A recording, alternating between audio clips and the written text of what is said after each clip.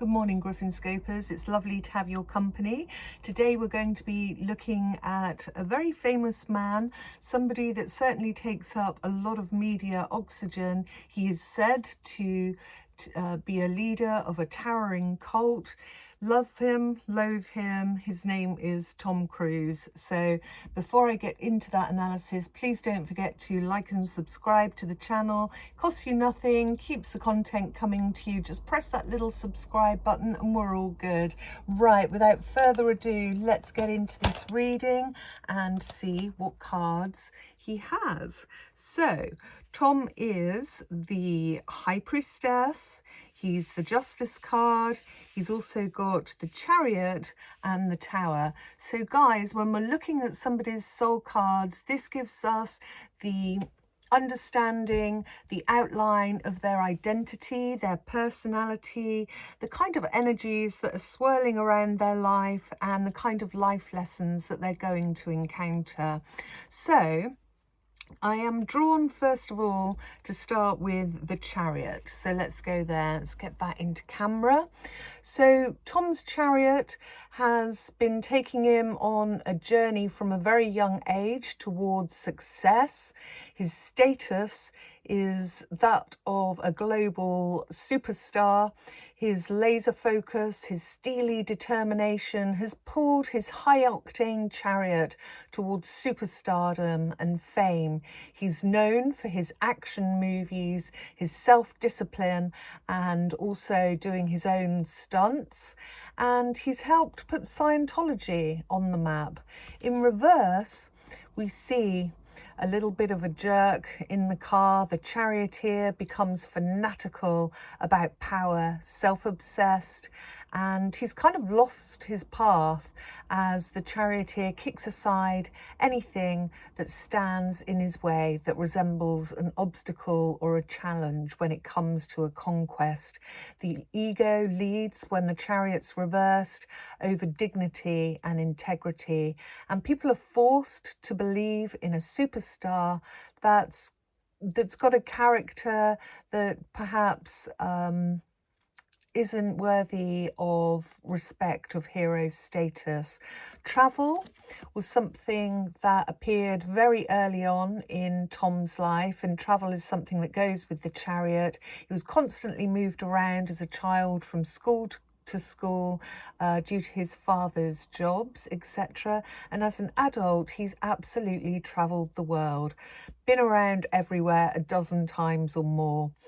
So mentally, his journey into exploring his spiritual belief system, which is where the High Priestess is going to come in, has drawn his chariot towards the potential initially, this is when he was younger, to actually becoming a Catholic priest, but then his chariot swerved toward Scientology. So the sat-nav took him that way.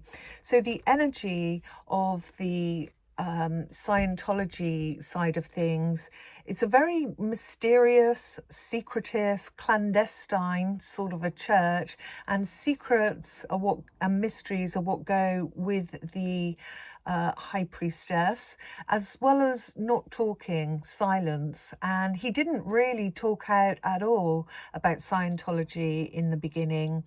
The Scientology aspect, it pokes into the deepest, darkest, top secret, and secrets are something that go with the High Priestess, the very private aspects of a person's life.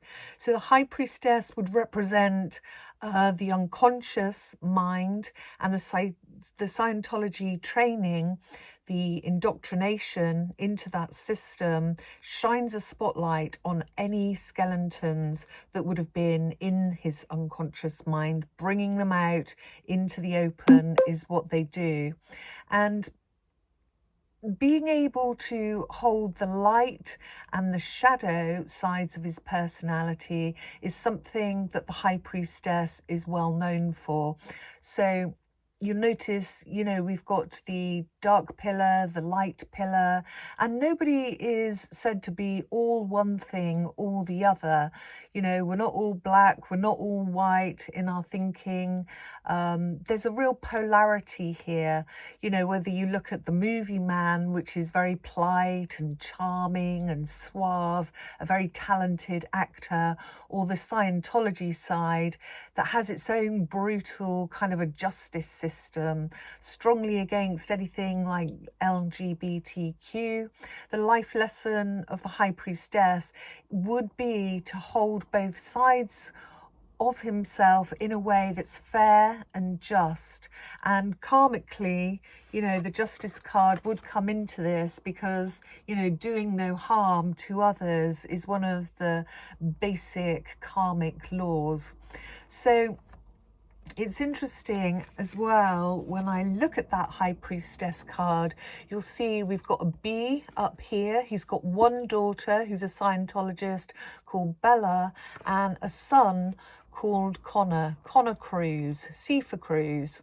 Although I feel like Katie Holmes was the one that was on cruise control, to be honest, having escaped. Anyway, being able, to hold on to the light and the shadow side of himself. But in reverse, there is a kind of an ignorance that comes with this High Priestess energy.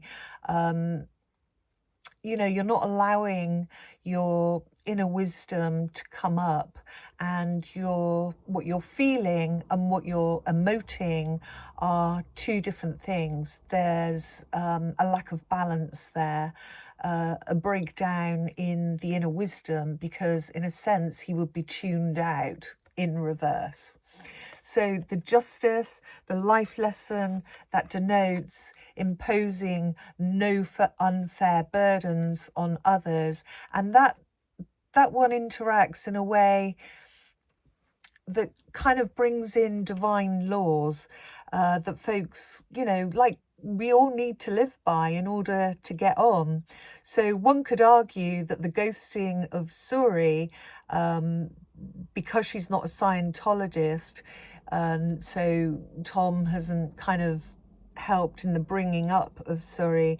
It's almost like she's behind that curtain, and I almost see Scientology as like an iron curtain. You know, not many get to see what's there behind it all unless they actually fully buy into the whole religion.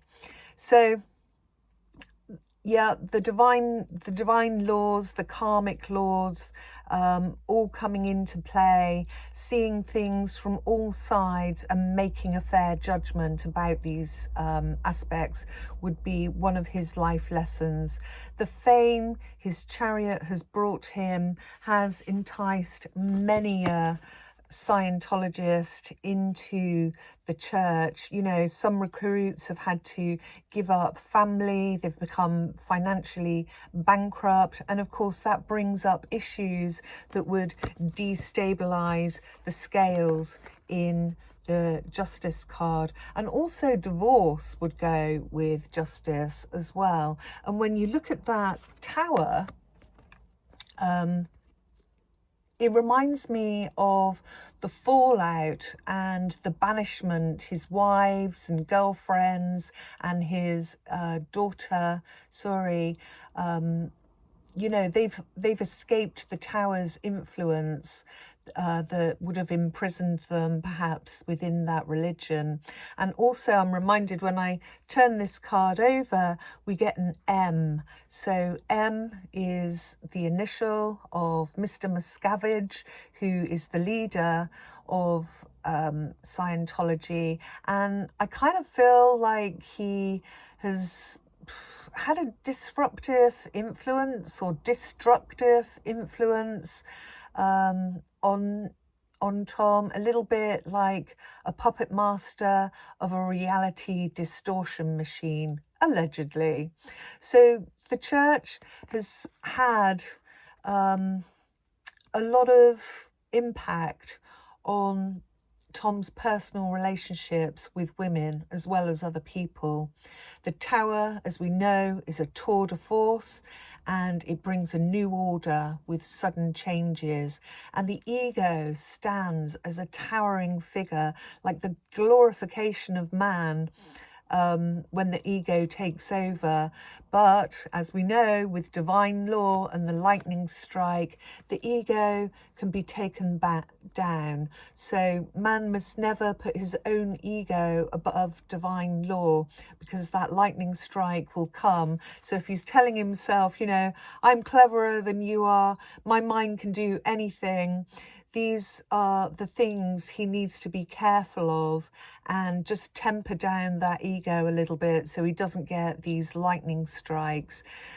You know, humans at the end of the day are divinely guided, and one of the lessons is to know when to be humble and know when to celebrate one's successes. So the appearance of the Tower is extremely statuesque, and in reverse we could get what's known as a little bit of a Napoleon complex or syndrome.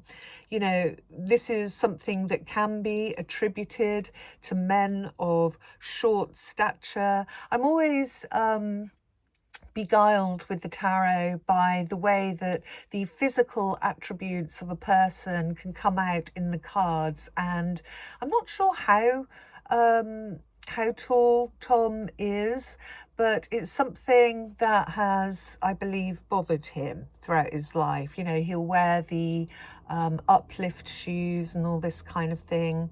So Napoleon syndrome is something that's attributed to men of short stature. They can become aggressive, a little bit domineering in their nature in order to compensate for that, you know, physical, what some people could see as a physical shortcoming. I mean, it doesn't bother me. I couldn't care less if somebody's short or tall, as long as they're a nice person. So life lesson, you cannot always be in control, and sometimes it is the divine interaction that takes over from things. So when we look at those life cards, what's swirling around in his energies, the life lessons are going to be for him to hold on to the light and the shadow side of himself in those pillars. And we also do get the pillars in the Justice card as well as the High Priestess, but to not actually imprison himself, or anyone else for that matter, into a tower of mind control. The life lesson would be to expand. Expansion is key, and not to live by rigid rules that really lock him up in a tower, or, you know, show mercy onto others, be fair and be just, and do no harm. So ego as well, keeping that tempered, and not to get too otherworldly. I think a lot of Scientologists believe in aliens and all that kind of thing. Nothing wrong with that, but keeping one foot in reality as well as one foot in that belief system, whatever it is that he believes in, is going to be key for him. So just a little quick whistle stop there on Tom Cruise's soul birth cards. Let me know what you think. Drop your comments in the box below, and I will see you on the next. Bye guys.